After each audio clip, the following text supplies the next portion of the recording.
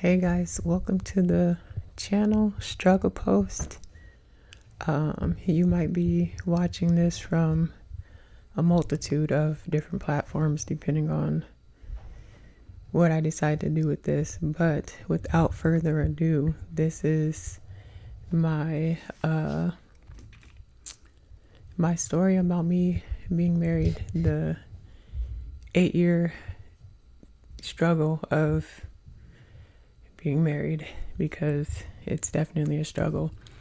And the reason why I wanted to do this is because if you're thinking about getting married, or if you have been married, or if you have no desire to get married ever in your life, this is for all of you. My goal is definitely to help people and bring awareness to the different actions that you do that have everlasting effects on your partner or on your future partner that you haven't even met yet. So that is the goal of this video. It's definitely going to be a series because, as you can see already, I ramble and it's a long story. So sorry, I just got a text message from my wife. We have a lot of important shit going on tomorrow. And I know there's fireworks going on because this is being recorded on 4th of July, so I don't know if it's getting picked up on my microphone, but if it is, I apologize. But this is the part where you pause and you get your tea, you get your drinks, you get your snacks, you get whatever it is that you need, because it's going to be a long one. I need to take you guys all the way back, because if I just started with my marriage, none of the shit will make sense. So, yeah, don't think that those are gunshots. I'm pretty sure this getting picked up on my microphone. It's 4th of July and it's nighttime. So, starting from the beginning, I grew up in a big household, 6 kids. I was the youngest for a while before my mom remarried and had 2 more kids. I have an older brother, 2 older sisters, then there's me, and then I have 2 younger brothers. Obviously, my 2 younger brothers do not have the same dad. We all have the same mom. My dad and my mom got divorced when I was 4 years old. Very important. It's going to come back up in the story. So after my mom and my dad got divorced, she remarried my stepdad, and it was very traumatic for us. My stepdad did not like us, me in particular. He would be very abusive, both physically and mentally, towards me, my siblings, and my mom. We all got mentally and physically abused by him. And the only reason why I'm bringing that up is because it's very important. As far as my decision making, my thought process, and how I went about being an adult, being a husband, being a father. So with that being said, keep that in the back of your mind as I go through this story. So yeah, I left my house early because I didn't really want to deal with my mom. By the time I got 18, I was done. I was done. Yeah. To say I was done was an understatement. I really had to grow up fast. We raised our brothers, my younger brothers, me and I. When I say we, I mean me and my older sisters, because my mom was very. When she left my dad, when she left my stepdad, she took a nosedive. Like, she just stopped caring. She stopped doing a lot of things. She just gave up, and she turned to drugs, turned to alcohol, turned to a lot of negative things that really didn't make sense to us at the time. So we ended up raising our brothers, honestly.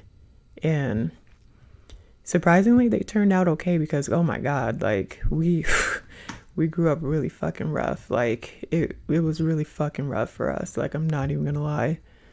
There's a lot of things that I didn't really think about before I got married. And that's one of them. A lot of the trauma that I went through when dealing with decision making and other things of that nature, I didn't really process that in a healthy way, I guess.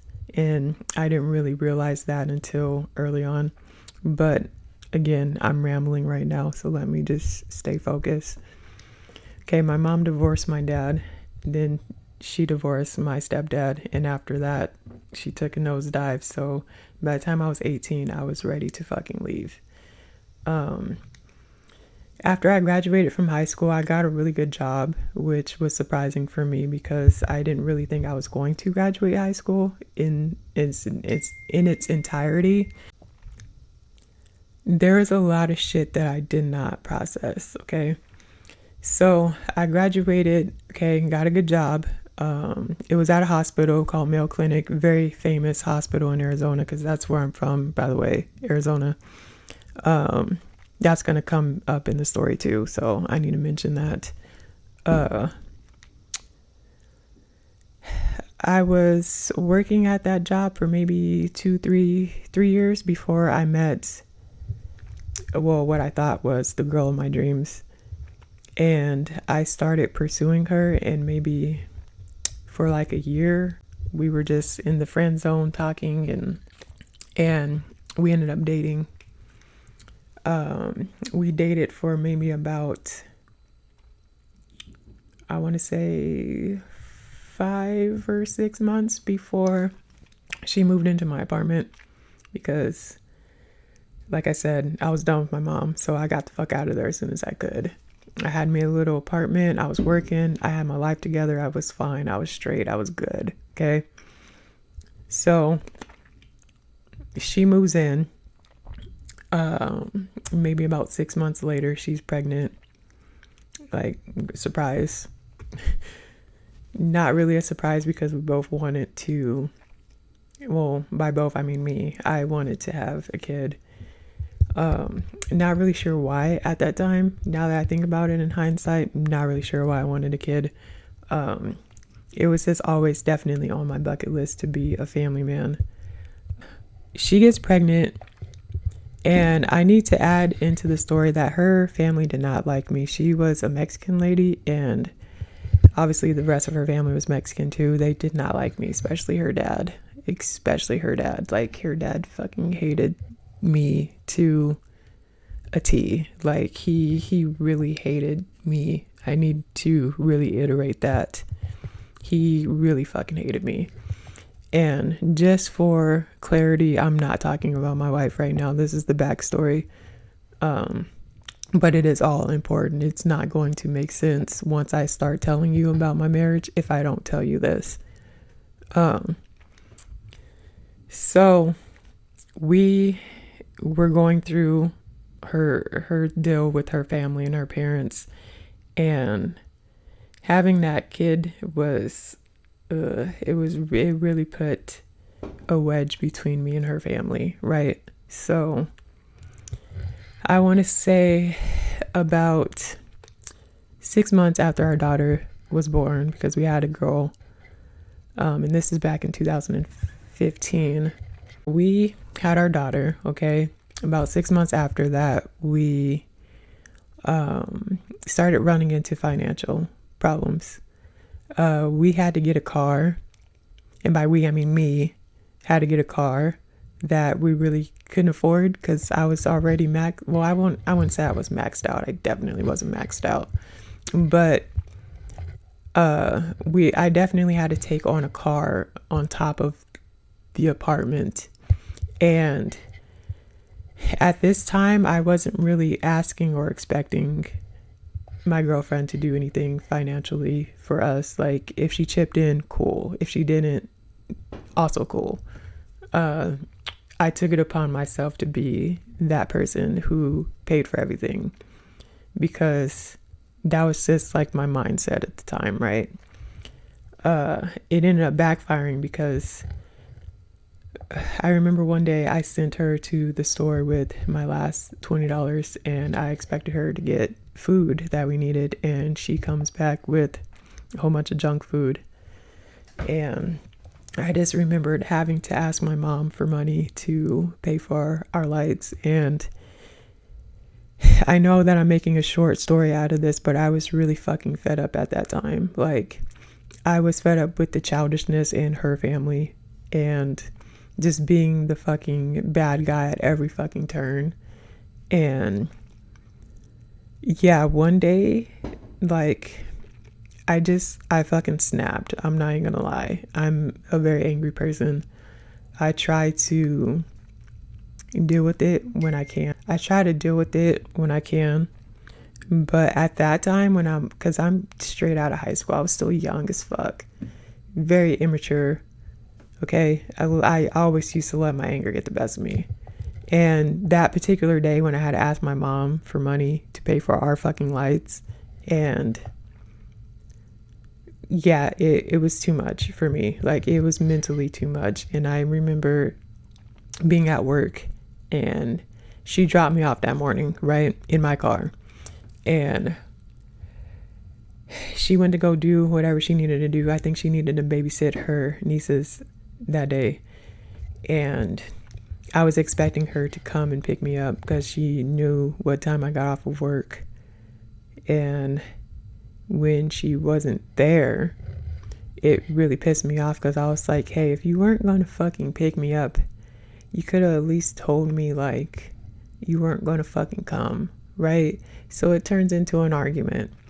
And I just remembered having to get a ride home from my coworker. And I literally sat in that car because it was, I want to say, about 50-minute drive. It was Arizona, not downtown, but it was in the middle of Phoenix, Arizona. So a lot of fucking traffic. It would take you an hour to get up and down the fucking street because of how much fucking traffic there is. Like, oh my God, I do not miss Arizona. Anyways, I remember sitting in that car and ruining my fucking life because I said I typed some shit that shouldn't have been typed, right? And it was very threatening. I'm not even gonna lie. Like, I'm not even gonna fucking lie. Very threatening, very irritated, I've had a fucking enough. And I told her, don't be there when I get there. Like, don't fucking be there. Now, obviously you guys don't know me, but didn't really mean it. Like, I was just mad and needed to fucking release. But she took that very fucking seriously. And by the time I got home, my life was fucking ruined. Like, she was packing her shit. She was packing our daughter's shit. She had gotten her parents involved. And remember, I told you her dad didn't even fucking like me to begin with. So he took this, like, it gave him a fucking hard on. Like, he took this and ran with it. And we never got back together after that. Like, it just slid downhill from there.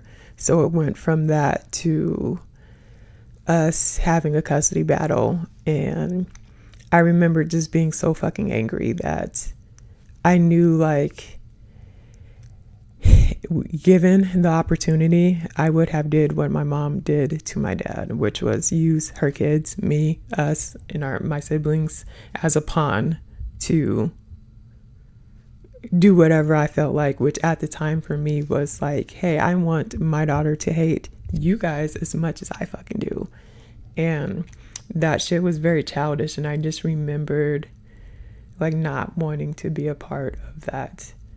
And for that reason and other reasons that I will probably get into, circle back around the block too, I decided to just let her have full custody of our daughter, because I knew, like, that situation really made me think about my anger, because I had never thought about it before.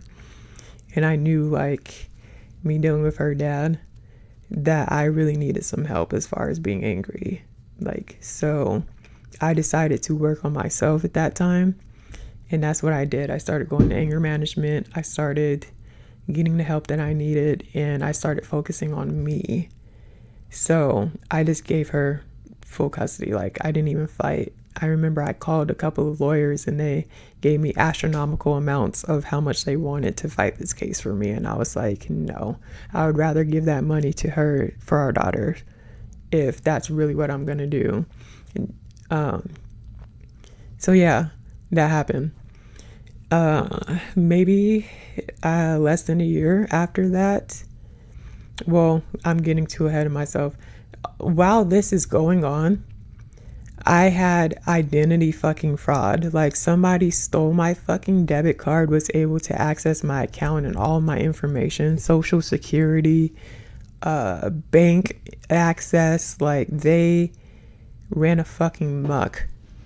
And that really like fucked me up. Like, it really fucked me up because I wasn't able to pay my apartment rent for 2 fucking months. And guess what happens when you don't pay your rent for 2 months? You fucking get evicted. So that happened. All while this is going on, just a fucking clusterfuck of just stupidness. And I lost my fucking apartment. It was either the apartment or the house, because I remember, well, the apartment or the car. And I remembered having to make the choice once I got my situation under control, once they gave me access to my account, because I was just getting checks coming into my account that I really couldn't touch because it was under investigation. And I just remembered it just not being good, right? By the time I got access to my accounts, it was either the car or the apartment, right? And I know what you're probably thinking, like, oh, if you couldn't spend your money, you should have had enough to pay both. Like, no, that's not how that worked. I wish it worked like that, but that's not how it worked. I had to choose one or the other, and I chose my car. So yeah, I ended up getting fucking evicted. And you know what happens after you get evicted? You're not able to get another fucking apartment. You don't just jump from one eviction and just be like, hey, yeah, I'm ready to fucking, especially because it was my first apartment. Yeah, I had to go live with my dad, which was very shell shocking for me because, like I said, my mom and my dad got divorced when I was 4 years old. My dad really wasn't a really big part of my life. So going to live with him was like living with a fucking stranger. I'm not even gonna lie. It was not ideal, right? So that happened as well. After that happened, I'm living with my dad, right? I've been living with my dad for about, I want to say 6, 7, 8 months. As I'm trying to get my shit together, I still have the same job, right? Still holding it down. At this time, I was like, listen, like, I think I had completed my anger management. I was like, yeah, like, I'm good. Like, I'm ready to get back out there. I'm lonely. I'm tired of just sitting here talking to my dad every day, which, I mean, it wasn't as bad as I'm making it seem, but I was really lonely at that time. Like, I so desperately wanted to be in a relationship at that point in my life because I wanted companionship, if that makes sense. Like, I didn't really care about the sex aspect part of it, but I definitely needed someone to like be a friend, talk to, have a relationship with. So I went online, Craigslist specifically, and I made an ad, and it was an ad saying I'm looking for something real. And I basically was like, friend or a relationship, whatever, we could see like what happens, no expectations type of shit. And it was either that day or the day after, because I think I had left you weren't supposed to leave your contact info, like your contact. And I think it was either through email or something, because I didn't have a phone. Like, I ended up losing my phone too. I didn't have a fuck phone. But the same way I made the ad was how she contacted me. And she sent me a text message and she was like, hey, I'm going to this K Michelle concert. My name is Imani. do you think you could come to the concert with me? And I looked at my bank account and I was like, no. Like no, I can't. Like I would love to, but I can't. Like I literally can't. I couldn't even buy the fuck ticket. Um so she texted me back about an hour later. She's like, "Hey, do you still want to go to the concert?" And I was like, "I thought we had already been through this. Like I can't." She was like, "Oh, well, don't worry. I bought the ticket for you. Like all you have to do is just come." And that was still an issue for me because I was like, yikes, I don't even have any gas in my car. Like I was really struggling, which I don't even know how once I think about it in hindsight because I'm living with my dad. Um, but yeah, so didn't have a phone, didn't have gas in my car. Uh, I remember being like, yeah, like sure, I'll go because there was something about this lady who was texting me that I was like, I need to meet her. Like I really need to meet her. If she's already doing all this before we met, I need to meet her. So I go into my dad's room and I was like, listen, I need to borrow your phone. And he was like, for what? And I made up some stupid fucking story. And like, I don't even know, like, I can't give you the details on the story, but I made up some stupid story. Of course, I didn't tell him the truth. And I was like, yeah, so that's why I need to borrow your phone. Just for tonight, like, I just need to borrow your phone.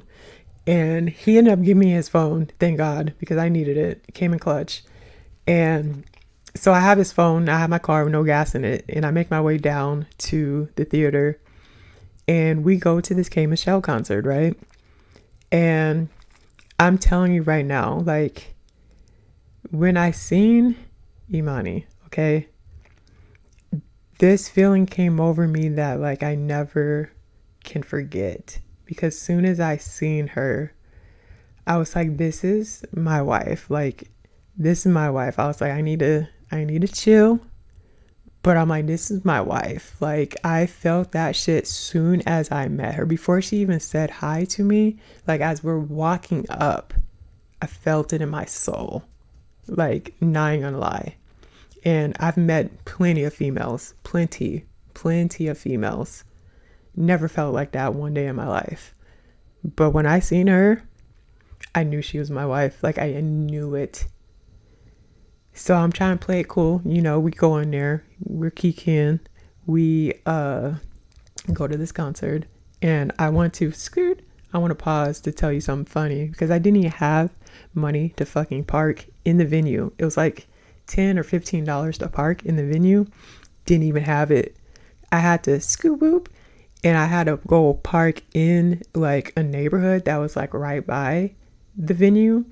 And I had to walk my broke ass over there. Like, yeah, it was that fucking bad. Like, not even kidding you. So we get in there, we're having a good time. And she pulls out her phone. Like, we're sitting in there about an hour, right? She pulls out her phone and she shows me a picture of her daughter. And at that time, I was like, whew, like, good, because let me flip up my phone, show you my daughter too, because that's what I was fucking worried about. It's like, she's gonna leave as soon as I tell her I got a fucking daughter and shit. Like, but to find out that we both had kids and both had a daughter, it was so relieving for me because I was like, damn, you get it. Like, you get it. So yeah, like we just was vibing until after the concert. Like, we were talking the whole time and we were really having a good time. Like, I was really enjoying myself. And fast forward to the end of the concert, we're outside and she was like, oh, where'd you park? And I was like, about that, like, you know, like, it's over there, you know, somewhere over there. And she's like, just get in my car and I'll take you to where you parked. And at first I was like, nah, nah, fam, nah, like, we're not doing that, because I didn't want her to know, like, I couldn't even fucking park in the place, right? And she ends up convincing me to, like, just get in the fuck car. I'm taking you over there. And as we're in the car, she lets me know because I'm looking around. I'm like, this looks like a fucking rental car. Like, this looks like a fucking rental car. Like, I've seen enough rental cars enough to know this is a rental car. And she was like, yeah, I just rented it. Like, you think that I live here in Arizona? And I was like, yeah, I really did. Like, I really did. She was like, nah, I don't live here, bro. And I was like, where the fuck do you live then? If you, like, where the fuck do you live? She was like, I'm out here on vacation right now to see this concert. And I live in New Mexico. And I was like, bruh, you live in New Mexico? And then I started thinking to myself, I'm like, you know what? That's just one state over. That's not even a big deal. I was like, that's not even a big deal. I was like, you know what? Bet. I'm about to come see you next weekend in your hood. And she was like, no, you're not. And I was like, I'm about to pull up next weekend. I swear to God, I'm about to pull up. And she's like, nigga, stop. And I was like, bro, I'm about to pull up. And she was like, okay. So we get to my car and we're vibing, right? So I'm like, I don't even want this night to end type shit. And I'm really not trying to go back to my daddy's house, even though I have his phone and I need to give his phone back. I'm like, this nigga probably sleep by now anyways. So I was like, what you doing? And she was like, I'm going back to my hotel. I'm about to key and I'm about to get on this flight and I'm about to go home tomorrow in the morning. And I was like, you want some company? Why you like, you know, you want some company or you know, she was like, yeah, sure. Like, you come back to the hotel, we kick it. So that's what we did. We went back to the hotel and we literally stayed up all fucking night just talking and chilling. Like, it was literally fucking, honestly, one of the best nights of my life. I'm not even gonna lie. And we really like took the time to get to know each other and everything. And I kept telling her, like, listen, next weekend, like, girl, I'm about to come see you, girl. Like, I swear to God, I'm about to come see you. And she was like, okay. Like, she didn't believe me. But if you know anything about me, I wouldn't say anything like that if I wasn't about to really come and see her. So, yeah, that's where I'm going to pause for part 1. And we will pick up with part 2 when I go out there and meet her. So if you want to continue this story, you're going to have to pick it up at part 2. So I will see you guys in the next one.